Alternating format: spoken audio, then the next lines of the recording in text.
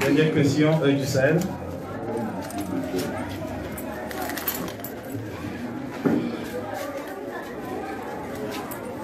Merci, Monsieur le Président. Je voudrais, vous allez m'excuser de poser une question à double volet. Premièrement, sur la situation de vos camarades encore en détention. Quelle est leur situation? Quelles sont les démarches? À quel niveau se trouve le combat pour leur libération? Autre question, je voudrais peut-être celle-là par rapport au sens même du combat. Est-ce que vous n'avez pas l'impression que le combat a déjà beaucoup coûté aux familles, à vos amis politiques? Je m'explique. Il y a quelques mois, vous-même avez été en détention. Vous en avez fait 9 mois. Votre premier vice-président en a fait 20. Jusqu'ici, il y a d'autres camarades qui sont privés de liberté. Est-ce que et l'embastillement n'est pas prêt de s'arrêter?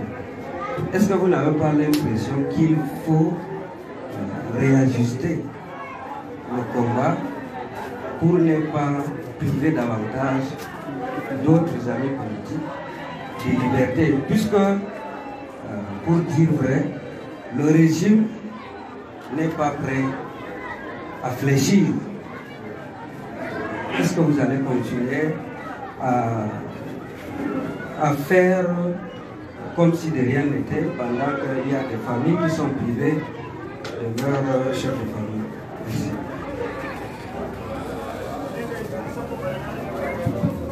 Je vais commencer par cette dernière question, elle est importante.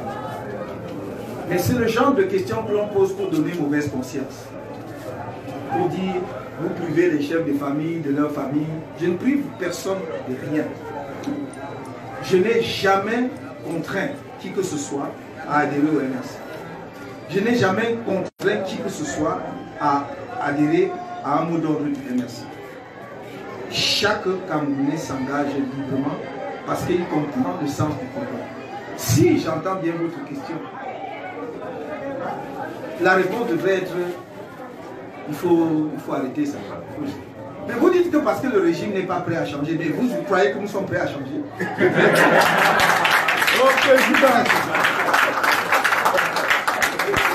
quand même extraordinaire.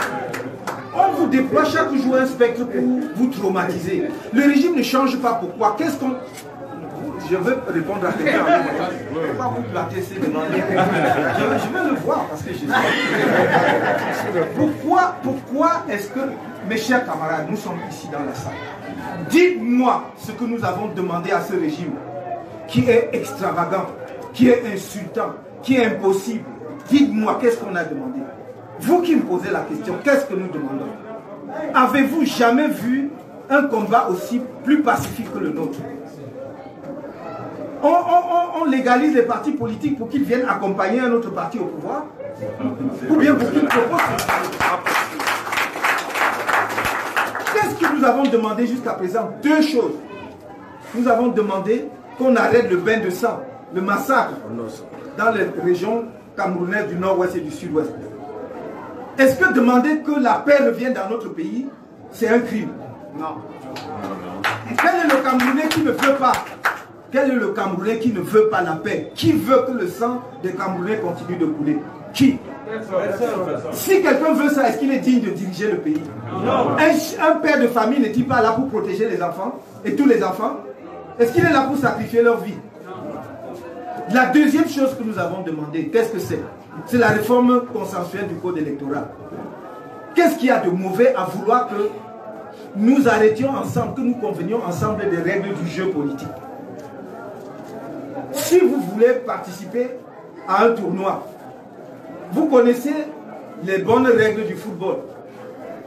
Et puis, une équipe va changer les règles. Elle seule, elle change les règles. Et elle dit, venez jouer avec nous. Et vous courez au stade. Dès lors que vous traversez le rang central, on dit que vous êtes déjà hors jeu. Mais vous ne saviez pas. Vous allez accepter ça. Donc pourquoi donc on refuse de faire des règles consensuelles? Ceux qui dirigent le pays, ils disent que leur parti est un rouleau compresseur, qu'ils sont très forts. Ils ont peur de quoi? Ils craignent quoi donc? Pourquoi on veut les règles claires? On veut les règles claires. Pourquoi ils ont peur? Alors qu'ils disent qu'ils sont un rouleau compresseur, ils ont quadrillé le pays. S'ils sont sûrs de leur fait, révisons consensuellement le code. Et je voudrais ici lever une équivoque. Parce que d'habitude, quand on parle de réformer la loi électorale, les gens disent non, c'est la majorité qui décide ce qu'elle veut. Non, pas en matière électorale. Non, pas en matière constitutionnelle. Dans un pays, dans un État républicain, on ne révise pas la Constitution comme on veut.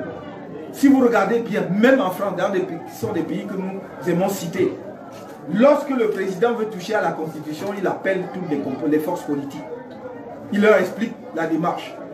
Et c'est à partir de là qu'on va faire la réforme de la Constitution. On en débat longuement dans les deux chambres, c'est-à-dire à l'Assemblée nationale et au Sénat. L'opinion donne son avis.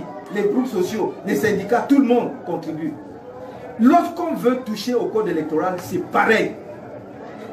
Parce qu'on dit ici, oui, mais nous sommes majoritaires à l'Assemblée, donc nous faisons ce qu'on veut. Non.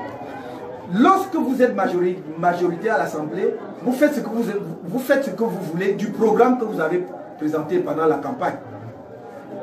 Est-ce que vous avez déjà vu, au cours d'une campagne ici, un parti politique dire que son programme, c'est de confisquer le code électoral pour modifier et faire ce qu'il veut pour rester éternellement au pouvoir? On vous a déjà proposé ça? Non. Donc quand il s'agit de revoir les règles du jeu, on voit ça consensuellement. Même dans des pays en guerre, vous aimez vous moquer, même en Côte d'Ivoire, de partout, ils ont revu le code électoral ensemble. Vous avez vu que alors que l'opposition est même représentée dans la CNI en Côte d'Ivoire, ils ont estimé que leur représentation n'était pas suffisante. Ils sont allés jusque devant la Cour africaine des droits de l'homme. Ça n'a choqué personne. Ici au Cameroun, dès qu'on dit oui, mais comme le pouvoir n'est pas prêt de céder, mais vraiment, est-ce que vous allez priver les familles de leur père, machin? Qu'est-ce qu'il nous reste à faire? De rentrer comme on nous demande de le faire sous les lits, de nous cacher pour dire que demander des excuses. On m'a demandé de demander des excuses. Parce que je dis que je ne suis pas d'accord, on dit que je dois présenter des excuses. Il faut que les Camerounais redeviennent, en tout cas ceux qui mangent là, et qui privent les Camerounais de ressources que le pays a pour tout le monde, qu'ils arrêtent de nous mépriser à ce point-là. Personne ne nous arrachera notre dignité. Nous sommes des citoyens à part entière de ce pays. Et nous nous battons pour que le pays se porte bien pour tout le monde. Moi, j'ai grandi dans un Cameroun qui était en train de décoller économiquement, qui était un pays prospère et riche.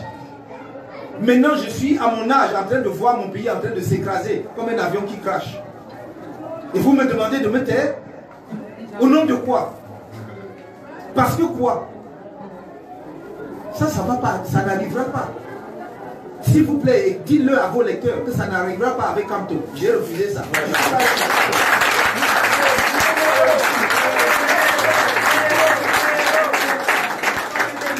Je suis un homme debout, respectueux mais debout, digne et fier. Et je ne fais jamais rien pour faire du mal aux gens. Je dis arrangeons notre pays. Qu'est-ce qu'il y a de mal à dire arrangeons notre pays? Quelqu'un me demandait tout à l'heure, what next? Est-ce que sur les deux choses que nous demandons, on nous en a donné une seule? Vous nous demandez quoi? Un parti politique, sa vocation, c'est de travailler, de mobiliser comme vous voyez là, de former ses militants pour aller par la voie électorale à la conquête du pouvoir. Mais si on vous dit que la conquête du pouvoir, même par la voie électorale, est impossible, vous voulez faire quoi? Vous allez continuer à vous battre jusqu'à ce qu'on comprenne qu'on doit voir les règles du jeu là pour que ce soit bien, pour qu'on aille aux élections. Nous n'avons aucune armée. Nous n'avons pas l'intention d'avoir une milice, nous n'en avons pas. Nous n'en aurons jamais. Notre option, c'est le changement dans la paix et par les urnes. Mais si nous nous battrons sur cette option-là jusqu'au bout, croyez-moi.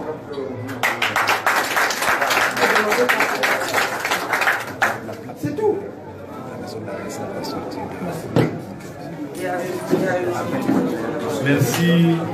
Merci beaucoup. C'est terminé pour aujourd'hui. Venez avec nous à Tokombéré demain si vous avez d'autres questions. Je vous remercie.